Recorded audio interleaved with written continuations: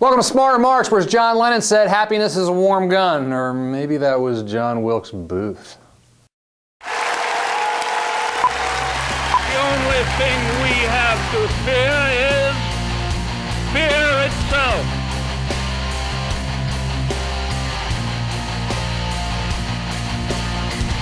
This show comes to you from Lancaster County, Pennsylvania, where about 5 years ago, a group of guys known as the Smoketown Six landed in the national spotlight when they protested a visit by then-President George W. Bush by stripping down to their thong underwear and reenacting a scene, the human pyramid scene from the Abu Ghraib photos. Now, they were arrested and charged with disorderly conduct, charges that were subsequently dropped, but conservatives were, as you might imagine, wait for it, outraged at their behavior, and letters to the editor talked about how these idiots were abusing the rights that Americans had fought and died to protect, all because they pointed their bare buttocks in the general direction of the president. And so, these last couple weeks I've been thinking about the Smoketown Six, and I've been thinking, if that was offensive, how about firearms?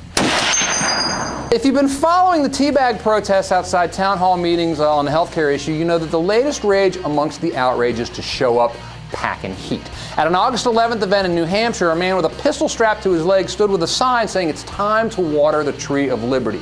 This being a reference to Thomas Jefferson's famous quote about how the Tree of Liberty must be refreshed from time to time with the blood of patriots and tyrants.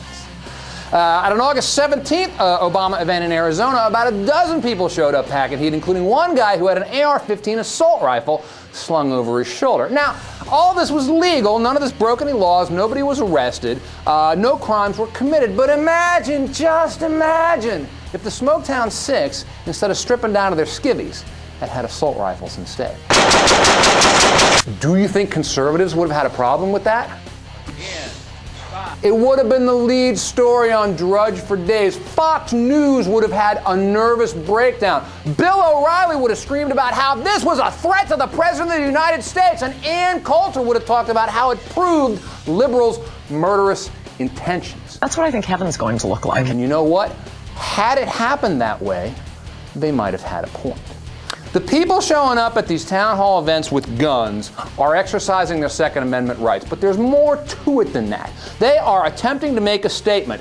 When confronted by tyranny, which in this case constitutes a democratically elected majority proposing legislation, they will stand up for their rights. Just as our forebears fought back against tyranny with firearms, so too might they. And so this is an implicit threat. This is an attempt to send a message.